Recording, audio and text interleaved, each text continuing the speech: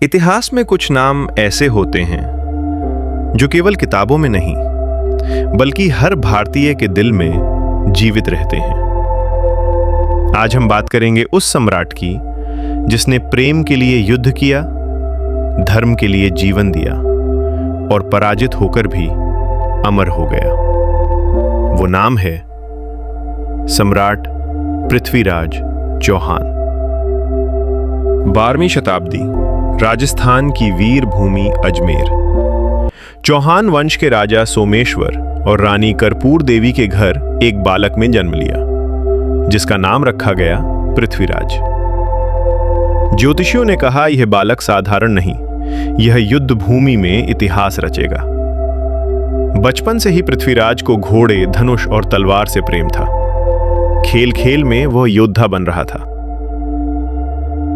गुरुकुल में पृथ्वीराज ने वेद, नीति, राजनीति और युद्ध कला सीखी, लेकिन जिस विद्या ने उसे अमर बना दिया वह थी शब्द भेदी बाण विद्या।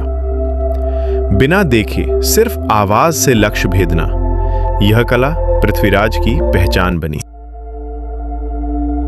कम उम्र में पिता का देहांत हो गया और पृथ्वीराज के सिर राज्य की जिम्मेदारी आ पड़ी। उन्होंने कहा, राजा होना ऐश्वर्य नहीं, धर्म निभाने की शपथ है। प्रजा सुखी थी, सीमाएं सुरक्षित थीं और राजा न्यायप्रिय था।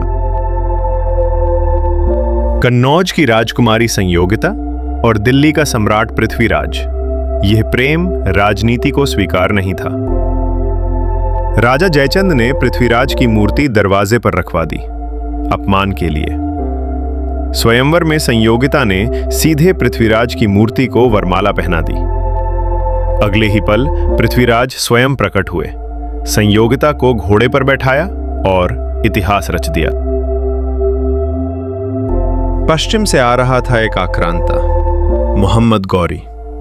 फर्स्ट बैटल ऑफ तरेन, 1191 ईस्वी।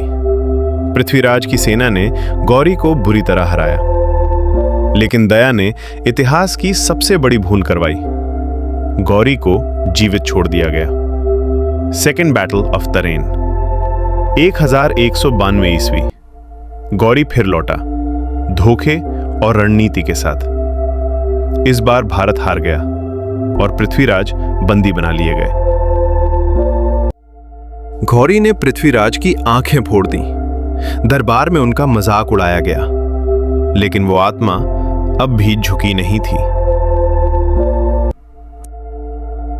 कवि चंद बरदाई पहुंचे और कविता के रूप में लक्ष्य का संकेत दिया। 4 बांस 24 गज, अंगुल अष्ट प्रमाण। पृथ्वीराज ने धनुष उठाया, सिर्फ आवाज सुनी और बाण छोड़ दिया। मोहम्मद गौरी वहीं ढेर हो गया। पृथ्वीराज चौहान हार कर भी जीते क्योंकि उन्होंने स्वाभिमान नहीं छोड़ा। राजा मर जाते हैं, पर जो धर्म और मातृभूमि के लिए जीते हैं वे अमर हो जाते हैं। अगर आपको ये कहानी पसंद आई हो तो वीडियो को लाइक करें, चैनल को सब्सक्राइब करें और कमेंट में लिखें जय पृथ्वीराज।